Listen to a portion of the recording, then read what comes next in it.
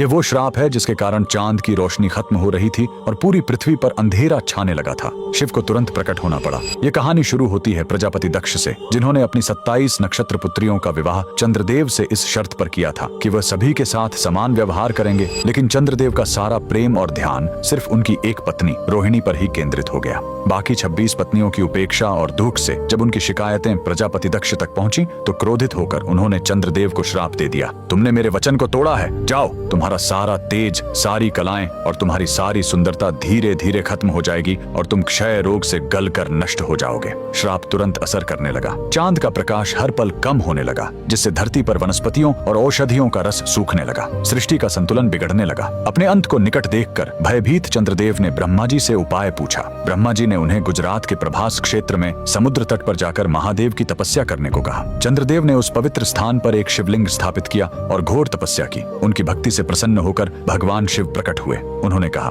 मैं दक्ष के श्राप को पूरी तरह खत्म तो नहीं कर सकता, लेकिन उसका प्रभाव कम कर सकता हूँ। शिव ने वरदान दिया, तुम कृष्ण पक्ष में 15 दिन क्षीण होगे, लेकिन शुक्ल पक्ष में 15 दिन फिर से पूर्ण हो जाओगे। उन्होंने चंद्र को अपने मस्तक पर धारण कर लिया और चंद्रशेखर कहलाए। और जिस ज्योतिर्लिंग की चंद्र ने पूजा की थी वो सोमनाथ, सोम यानी चंद्र के नाथ के नाम से प्रसिद्ध हुआ। और यही सोमनाथ मंदिर भारत का पहला ज्योतिर्लिंग आज भी गुजरात के वेरावल में उसी समुद्र तट पर शान से खड़ा है, जहाँ चंद्रदेव ने श्राप से मुक्ति पाई थी। लेकिन रुकिए, इस मंदिर का एक और रहस्य है। यहाँ मौजूद बाण स्तंभ यह बताता है कि यहाँ से लेकर दक्षिणी ध्रुव तक समुद्र के रास्ते में कोई जमीन नहीं है। भगवान शिव के भक्त कमेंट में हर हर महादेव जरूर लिखें।